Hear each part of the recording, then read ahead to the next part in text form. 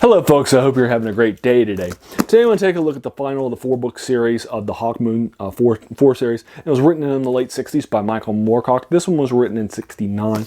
And it's entitled The Runestaff, and I just threw it on the floor, so instead of me showing it to you, I'm actually just going to go ahead and go with this story and pretend like it never happened, because that'll just be a funny thing to have in this video to start it out. But let's go ahead and start with the Hawkmoon series. So the Hawkmoon series is basically this post-apocalyptic series that's set in this Eternal Champion plane.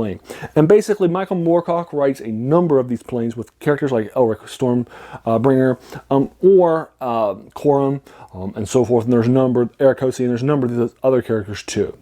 But Hawkmoon I consider to be the easiest one to start with. And in the Hawkmoon series, it's basically set in our own world in the future, basically after some sort of a post-apocalyptic event has created a sort of science fantasy world. It's not a traditional sort of science fiction post-apocalyptic world where you're having, you know, a lot of sort of these ideas of technology and such that have happened.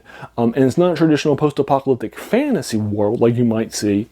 Instead, it has the science fiction fantasy we feel. There are things that are happening, but they're purely fantasy. But they have some sort of a scientific grounding to them, like they're machines made of crystals that will transport your kingdom to another dimension or something like that. But at the same time, you know, there's still a machine made of crystal, right? Even though the idea of teleporting your kingdom into another dimension may feel something magical, traditional, and so forth, it has that sort of a science fantasy grounding to it. So that's kind of the world that he built. Now this world, before we head into the 4th book, is very, very influential. It's, and not just this world, but the entire series of Eternal Champion stories, where basically on each of these planes there's this giant conflict between law and chaos. The Eternal Champion serves the balance, and on most of the planes he's brought in, and the ones that you are more familiar with, like this one, for example, it's the chaos side that's becoming more and more powerful. And in this case, that's Granbreton, who is set obviously in Granbreton. Their capital is Londra, which is definitely London, and so forth, which is a way that you know it's a classic classic checklist of, do I have future names that are corrupted? Yes, you do. Okay, it's a post-apocalyptic. Now let's move on, and so forth. But anyway, the big bad empire is Granbreton. They've taken over Europe after the Camargue was sent out of, at the end of book 2, the Camargue was about to be, who is just basically a small little kingdom that's ruled by Count Brass and so forth, and it was the last holdout, but it was being sieged, and so they decided to teleport themselves to another dimension. And in the last book, Sword of the Dawn, basically what you're having is the main characters who are running around trying to find the Sword of the Dawn. They're also doing some spying on Granbreton and so forth, and then they're going to be, surprise, surprise, brought on back. And so forth, and now the salvation that you found in another dimension is going to no longer be the case, and so forth. So after finding the Sword of the Dawn, basically the beginning of the Runestaff is going to, which is the 4th book, of course, is going to be begun in a Runestaff quest, and so forth. Now, Michael Moorcock has mastered this art of putting a lot of plot into not a whole lot of pages. And so as a result, you're going to have, and this book in particular is going to have a lot of things happen. You might read a death scene, like a paragraph or two, and then move on to the next one, and so forth, and just move you through the paces. And I appreciate that he does that. It would take a George R.R. Martin to write the story that's here at least 3 novels. It would be at least a trilogy for most writers. He actually has it divided in 3 parts.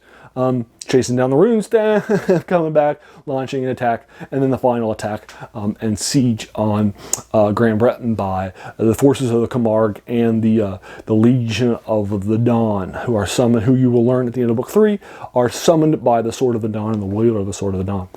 So, during the course of the quest, our main character, Dorian Hawkmoon, who is from Germany, and he has a black skull in his, a black jewel, rather, in his skull that was put there by the forces that be in Granbreton, so he would be their spy, and he would have to do what they told him to do, and so forth. But the magic of the Castle Brass has broken that apart, and he has now joined Castle Brass. And there are other people that have actually joined them too, like Daverick, who has joined them from Granbreton forces.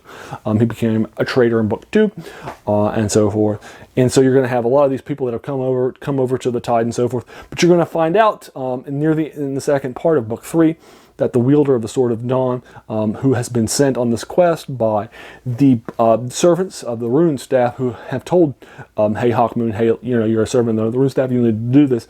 The will of the Runestaff can summon the Legion of the Dawn, which are a large number of these ghostly fighters that will fight for you, and so forth. So with the Legion of the Dawn and with the natural army that they have, they believe that when they get forced back on into the world, it's a good time for them to launch an attack, because they want to surprise their folks and so forth. And then I'm going to dial out of my summary because I don't want to spend too much time with the summary of a final book. If you've read the first 3 books, I'm not going to stop. I'm not going to talk about it. You're not going to need me to harp on about what the major plot points are or anything like that. I will tell you though, because in book 3 feels like the most modern pace of the books. There's more world building, there's more character development that probably happens in book 3 than any of the other books.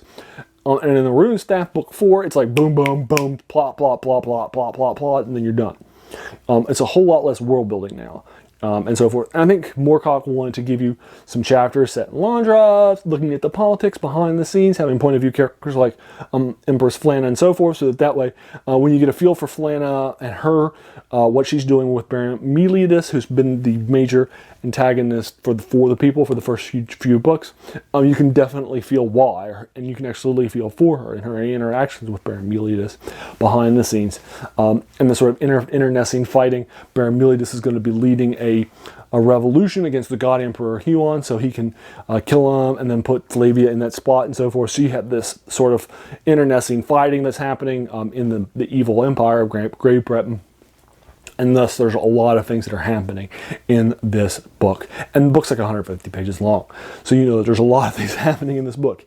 In fact, the book I showed you in here, I'm going to take like maybe 4 or 5 seconds to grab it and pick it back up. But here's the book. And as you can see, this book is pretty...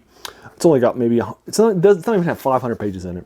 And it's got 4 books in this book. Well, most writers would not have 4 books in this book. They would have 1 book in this book. Like a Robert Jordan or a George R. R. Martin, like I gave an example before. A Tom Clancy probably have twice as this many pages for 1 book. So that's how well Moorcock can craft a story. He has a lot of stuff happening in 4 books. And so you're starting from... the beginning of this all the way till the end, and there's a lot of stuff that's going to happen, but the end is going to feel like an end, the beginning is going to feel like a beginning, and so forth.